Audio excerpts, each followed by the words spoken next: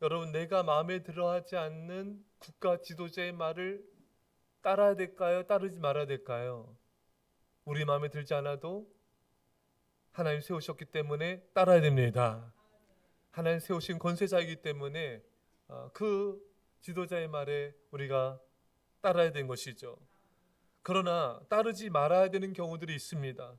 오늘 본문에 그러나 산파들이 하나님을 두려워하여 애굽 왕의 명령을 어기고 남자 아기들을 살린지라. 산파들이 애굽 왕의 명령을 어겼습니다. 애굽 왕은 그 남자 아기들 다 죽이라고 명령했지 않습니까? 하지만 산파들은 왕의 명령을 어겼어요. 여러분, 하나님의 뜻이 아니면 한 나라의 지도자의 명령일지라도 우리는 그것을 거부해야 됩니다. 오늘날의 시대는 마치 지도자의 말을 안 따르면 안 되는 것 같은 풍조가 또 있는데, 여러분, 그렇지 않습니다. 그게 올바른 게 아니에요. 한 나라의 지도자의 말일지라도 하나님의 법에 위배된다면은 우린 결코 따라서는 안 됩니다. 여러분, 모세는 바로의 말을 따랐으면은 이스라엘 백성들을 애굽에서 구출해서는 안 되었어요. 그곳에서 백성들의 핍박과 압제소서 죽도록 내버려둬야 했던 것입니다. 여러분, 예배드리지 말라, 제사드리지 말라. 하지만 모세는 그 말을 따르지 않았습니다. 백성들과 함께 예배드리기 위하여 목숨을 걸고 애굽을 탈출하였습니다. 오늘 본문을 잘 들여다보면요, 동사들을 좀 잘 봐야 돼요. 산파들이 하나님을 두려워하여 명령을 어기고 아기들을 살린지라.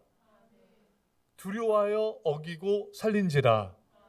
하나님을 두려워했고 그래서 왕의 애굽 왕의 명령을 거역했기 때문에 아기들을 살릴 수가 있었던 것입니다. 여러분, 하나님을 두려워해야 하나님의 뜻을 거부하는 사람들의 말을 거부할 수가 있고 생명을 살릴 수가 있습니다. 여러분, 잘 보세요. 롯의 아내를 봅시다. 남편 롯이 믿음 없는 말을 했어. 우리 소돔과 고모라 갑시다. 글로 이사 갑시다. 그걸 거부했어야죠, 여러분. 거부했더라면 두 딸의 타락을 막을 수가 있었습니다.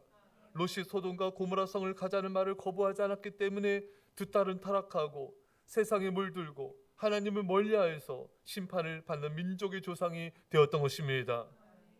왜 거부하지 못했습니까?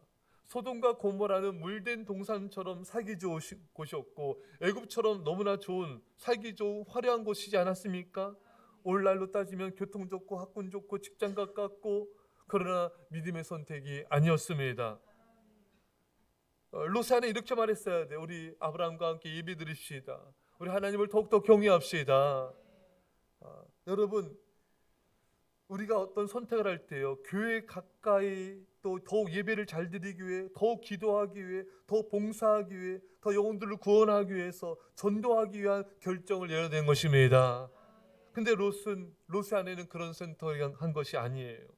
사랑하는 여러분, 여러분들이 어떤 선택을 할 때 그 기준이요, 내가 이 선택을 통해 하나님을 더 잘 예배할 수 있는가, 더 하나님을 사랑하며 교회를 섬기는 선택인가, 더욱더 성도들에게 유익을 끼치는 선택인가, 신앙의 유익이 내 안에 있는 것인가, 우리 가족들이 이 선택을 통해 하나님을 더 가까이 하는 결정인가, 이런 기준들을 우리가 가지고 선택을 해야 되는 것입니다.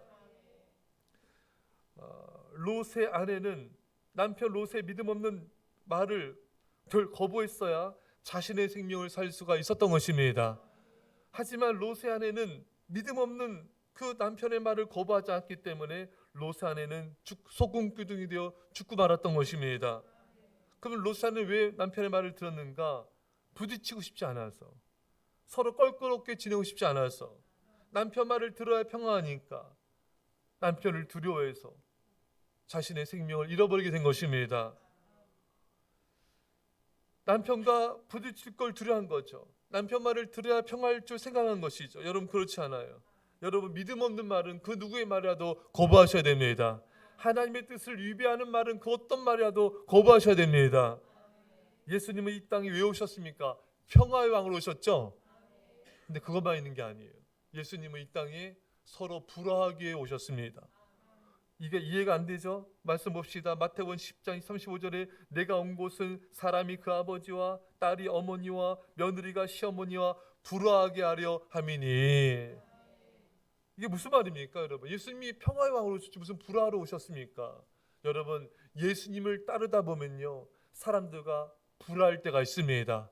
예수님의 뜻에 순종하다 보면은 사람들과 부딪히고 불화하고 다툴 수가 있습니다. 여러분, 바로 그거예요. 예수님을 따르다 보면 사람들과 불화할 수가 있다. 그럼에도 불구하고 예수님의 뜻을 따르라.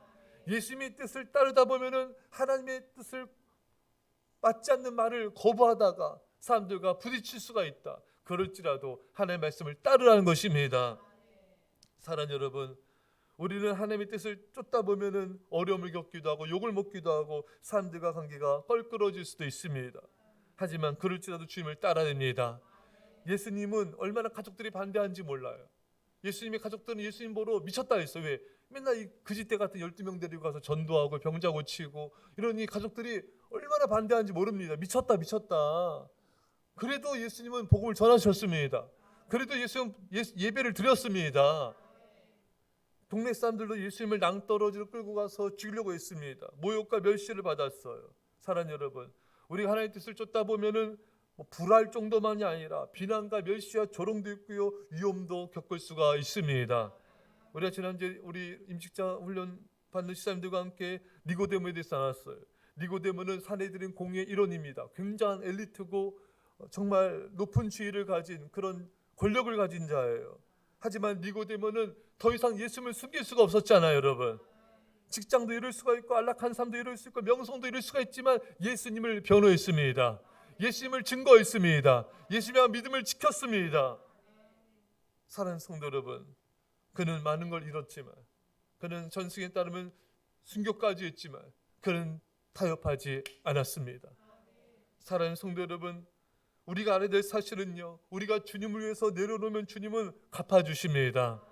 나와 복음에서 어미나 아비나 자매나 형제나 전토를 벌인 자는 금생에 있어 100배를 받고 핍박을 겸하여 받고 내세 영생을 받지 못할 자가 없느니라. 사랑하는 여러분, 100배로 갚아주십니다. 핍박받는 영광과 천국의 영생을 주십니다.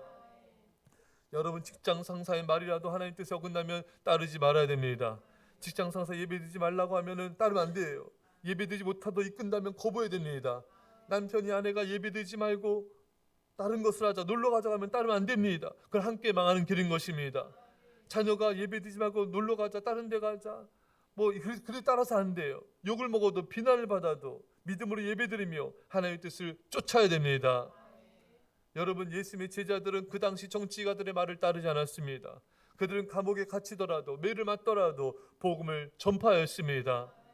여러분, 우리는 나라의 법을 잘 준수하는 그리스도인이 되어야 됩니다. 하지만 우리에게는 하나님의 법이 최상의 법인 것입니다. 그 어떤 지도자의 말도 법도 하나님의 법 위에 있지 않습니다. 우리 어떤 경우에도 먼저 하나님의 법을 따르는 하나님의 백성들인 것입니다. 하나님의 말씀에 위배되면 부모의 말이라도 거부하셔야 됩니다. 하나님의 뜻이 아니면 남편과 아내의 말이라도 어겨야 되는 것입니다. 에베소 6장 1절에 자녀들아 주 안에서 너희 부모에게 순종하라. 이것이 옳으니라. 주 안에서 순종해야 돼요. 주님의 뜻을 어기면서까지 순종해서는 안 됩니다. 제가 어느 초등학생 아이가 집안이 다 불교 집안이에요. 근데 이 아이가 몰래 예배 들어가는 거 몰래. 네. 심지어 새벽 예배도 용기를 내가지고 어머니 아버지 깨지 않도록 몰래 바지 갈아입고 갔다 오는 거예요. 이 아이가 멋있죠. 이 아이가 걸렸어요. 아버지가 너 가면 혼난다, 막 협박합니다, 막 위협을 해요. 그래서 얘가 또 가요. 너 한 번 더 매 맞는다, 또 갑니다. 매를 맞으면서 교회 다니는 거예요. 할렐루야. 부모의 말일지라도 하나님의 말씀을 어기면서 순종해서 안 됩니다. 우리의 최고 결정권자는 왕도 부모도 남편도 아내도 아니에요. 우리의 최고 결정권자는 오로지 하나님 한 분뿐인 것입니다. 하나님을 두려워하여 말씀에 순종하더라. 하나님의 뜻을 거부하며 사람들의 뜻을 거부하면은 하나님이 그 사람을 책임져 주시고 축복하여 주시고 높여 주십니다. 하지만 사람의 눈치를 보느라 하나님의 뜻을 어기면은 축복도 잃고 많은 것을 잃게 됩니다. 사랑하는 성도 여러분, 사울 왕도 계속 불순종하는 삶을 살았어요. 그는 정신도 잃어, 정신이 오락가락했잖아요, 여러분. 또 소중한 사람들도 있고 왕의 자리도 있고 생명도 잃었습니다. 왜 그렇습니까? 사울 왕은 사람의 눈치를 본 것입니다. 사람을 두려 하나님의 말씀에 불순종한 것입니다. 사람을 두려하면 올무에 걸리거니와 여호와를 의지한 자는 안전하리라. 올무는 여러분 그 짐승들 덫이잖아요, 여러분. 예, 덫에 걸리면 짐승들이 피 흘려서 죽지 않습니까? 예, 그 올무에 걸리게 된다는 거예요. 사랑하는 여러분, 여러분과 전 오직 하나님 한 분만을 두려워합시다. 지금 내가 사람을 두려워해서 말씀을 어긴 게 뭐가 있는가? 또 사람을 두려워해서 내가 제대로 권면 못하고 사람을 두려워해서 제대로 전도하지 못한 것이 무엇이 있는가? 여러분 뒤돌아봅시다. 그것은 우리를 올무에 걸리게 하고 우리를 피 흘리게 하고 우리 인생을 무너뜨릴 수가 있습니다. 여러분과 저는 오직 하나님만 두려워하면 하나님 우리를 지켜주세요. 하나님만 두려워하면 하나님 우리를 책임져 주십니다. 오직 하나님을 두려워하여 믿음을 지킴을 통하여 나도 살고 가족과 주변 많은 사람들을 살리는 믿음의 성대 시간절에 축원합니다. 기도하겠습니다. 사랑의 아버지 하나님, 우리가 하나님만을 두려워하게 하여 주옵소서. 하나님을 두려워해야 생명을 살린다 했습니다. 산파들처럼 왕의 명령 어기고 악의를 살리며 생명을 살리는 자들이 되게 하여 주옵소서. 아버지 하나님, 오직 하나님의 뜻만을 최우선순위로 두게 하여 주시고 아버지 오직 하나님만을 사랑함을 통하여 주의 뜻에 순종함을 통해서 우리가 결코 하나님의 뜻을 어기고 사람의 뜻을 따르지 않게 하여 주셔서 많은 생명 살려 믿음 지키고 축복받는 쓰임받는 인생 다 되게 하여 주옵소서. 감사드리며 예수님의 이름으로 기도합나이다. 아멘.